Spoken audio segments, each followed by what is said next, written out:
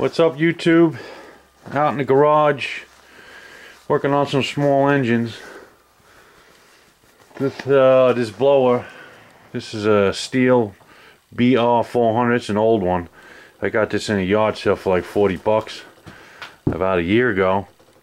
I used it all last year on the job, and it's been giving me some problems. It'll start, it'll run for a little bit, and then she'll die, and then it's real hard to get it going again. So I've been doing some tests. I did a compression test. Okay, I got 150 pounds it's been holding, so the compression is good, so that's a good thing. I rebuilt the carburetor, took it all apart, cleaned it, bought a rebuilt kit, put that back in there. I checked the muffler, pulled the screen out, made sure it wasn't clogged, and if that's clogged, it'll be running rough or it'll be hard to start. So the muffler looks all clear. It got good compression. The carburetor is all rebuilt, and I'm still having problems with it. So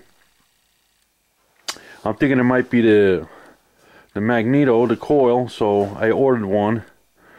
It was like $25. And I took it off. I was testing it with a multi-tester, but I was getting some readings on it. Some people were saying it's supposed to have this certain amount of readings, but I mean, all different kind of machines had different readings on it. So for $25, I only paid 40 bucks for it in the yard sale.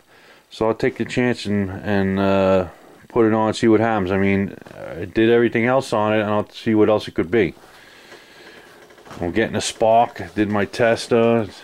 It's actually getting a spark, but the spark might not be strong enough, you know. So, you know, this is an old machine, so I figure I'd get a new one and put it on. We'll see what happens. We'll go from there.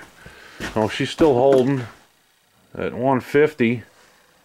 I think anything that's below 100 or below, it's pretty much, you ain't got good compression in these little engines anymore.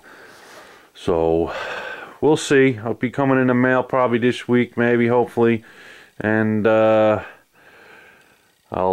put that on and we'll see what happens. If anybody out there is real familiar with these machines, I watch a lot of videos on them. You know, I'll be happy to hear your suggestions, maybe what you think about it. I did a compression test on that little chainsaw there that my brother had over in his barn. He hasn't used it in a while.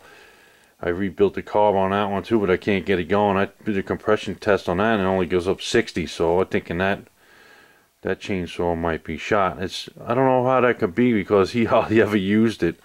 I have to look at that again. So maybe it's got a leak somewhere. Maybe the gaskets. You know, I don't have a vacuum tester.